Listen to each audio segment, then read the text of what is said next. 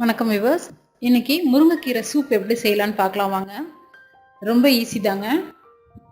இது முருங்கைக்கீரை நமக்கு ரொம்ப அயன் ஜாஸ்தி இருக்குது, அதனால் ரொம்ப ஹெல்த்துக்கு நிறைய உங்களுக்கு பெனிஃபிட்ஸ் இருக்குது. அதனால் எப்படி இது வாரத்தில் ஒரு நாள் எடுத்துக்கிட்டிங்க, ஒரு நாள் 2 நாள் எடுத்துக்கிட்டிங்கன்னா கூட நல்லது தான்.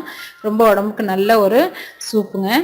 தேவையான பொருட்கள் ஒரு வெங்காயம், ஒரு தக்காளி, இஞ்சி பூண்டு கொஞ்சம் எடுத்து வச்சுருக்கேன், மிளகு ஜீரகம் ஒரு ஸ்பூன் எடுத்து வச்சுருக்கேங்க, கொஞ்சமாக உப்பு மஞ்சத்தூளும் எடுத்து வச்சுருக்கேன். அதுக்கப்புறம் கீரையை க்ளீன் பண்ணி நான் வாஷ் பண்ணி வச்சுருக்கேங்க. அப்புறம் ஒரே ஒரு கை துவரம் பருப்பு அதையும் வாஷ் பண்ணி வச்சுருக்கேன். இப்போது நம்ம ஒரு குக்கர் வச்சுக்கலாங்க, அதான் உங்களுக்கு சீக்கிரமாக ரெடி ஆகும். அதனால் குக்கர் வச்சுக்கலாம். குக்கரில் எண்ணெய் தேவையான அளவு எண்ணெய் விட்டுக்கோங்க. மிளகு ஜீரகம் போட்டுட்டு வெங்காயத்தையும் போட்டு நல்லா வதக்கிக்கோங்க. ரொம்ப வதங்கணும்னு அவசியம் இல்லை, லைட்டாக வதங்கணும். ஏன்னா நம்ம சூப் தான் ரெடி பண்ண போகிறோம், அதனால் லைட்டாக வதங்குச்சுனாவே போதும். நம்ம மிளகு ஜீரகம் போட்டுக்கலாம், அதோடைய வெங்காயத்தையும் போட்டுக்கிறோம். கொஞ்சம் லைட்டாக வதங்கின உடனே நம்ம தக்காளியை சேர்த்துக்க போகிறோம். தக்காளி சேர்த்த உடனே கொஞ்சம் வதங்கினதுக்கப்புறம் உப்பு மஞ்சள் பொடியும் அதோடய சேர்த்துக்கலாங்க.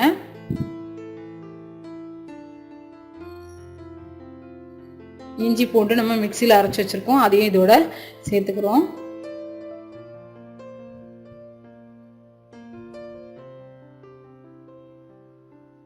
தக்காளி, உப்பும் மஞ்சள் பொடியும் சேர்த்துக்கிறேன். இதோட நம்ம கழுவி வச்சிருக்க கீரையும் துவரம் பருப்பும் சேர்த்துக்க போகிறோம்.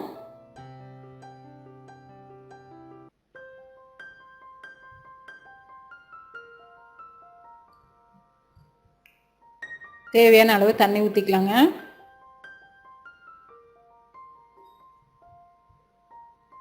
கீரையை அதோடு போட்டுக்கலாம்.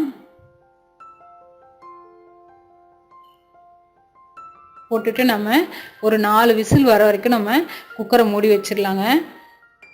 பாருங்கள், நல்ல விசில் வந்துருச்சு, எல்லாம் நல்லா ஃபைனாக வெந்துருச்சு. இப்போ கொஞ்சம் ஆற வச்சு நம்ம வடிகட்டிக்கலாம். வடிகட்டிட்டு இந்த ஸ்டேஜ்லேயே கூட நீங்கள் கார்ன்ஃப்ளவர் மாவு ஒரே ஒரு ஸ்பூன் கரைச்சிட்டு ஊற்றிட்டு நீங்கள் பெப்பர் பொடி போட்டு குடிக்க கொடுத்துடலாம்.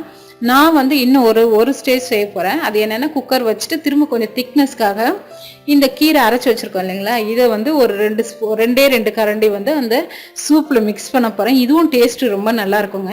உங்களுக்கு இந்த டேஸ்ட்டு பிடிக்காது, கீரை வேண்டாம் அப்படின்னு தோணுச்சுன்னா நீங்கள் அந்த சூப்போடையே கூட நிறுத்திட்டு நீங்கள் பெப்பர் போட்டு சாப்பிட்லாம். நான் இதை திரும்பி ஒரு வாட்டி சூடு பண்ணுறேன். அதே குக்கரில் ஊற்றிட்டு அந்த கீரையெல்லாம் அரைச்சி அதுலேருந்து ஒரு 2 கரண்டி இதில் மிக்ஸ் பண்ண போகிறேங்க. காரம் நம்ம கீரை போட போகிறதால கொஞ்சம் காரத்துக்காக மிளகாப்பொடி போட்டுக்கிறேன், ஒரே ஒரு ஸ்பூனு. கீரையை நல்லா அரைச்சாச்சுங்க. இந்த கீரையை நீங்கள் வேஸ்ட் பண்ணாமல் அப்படியே சாதத்தில் போட்டு கூட சாப்பிட்லாங்க, சூப்பராக இருக்கும். பாருங்கள், இந்த திக்னஸ்க்காக 2 கரண்டி மட்டும் அதில் நான் போட்டுக்கிறேன். இது ஆப்ஷனல் தான், உங்களுக்கு வேணும்னா போட்டுக்கோங்க, இல்லைன்னா வேண்டாம். நம்மளோட சூப் ரெடி ஆயிடுச்சு. கார்ன்ஃப்ளவர் மாவு மட்டும் கரைச்சி ஊற்றிருக்கேன், அவ்வளோதாங்க, நம்ம சூப் ரெடி ஆயிடுச்சு. நீங்களும் வீட்டில் இதை ட்ரை பண்ணி பாருங்கள். இந்த வீடியோ பிடிச்சிருந்தா லைக் பண்ணுங்கள், ஷேர் பண்ணுங்கள், மறக்காமல் கமெண்ட் பண்ணுங்கள். தேங்க்யூ.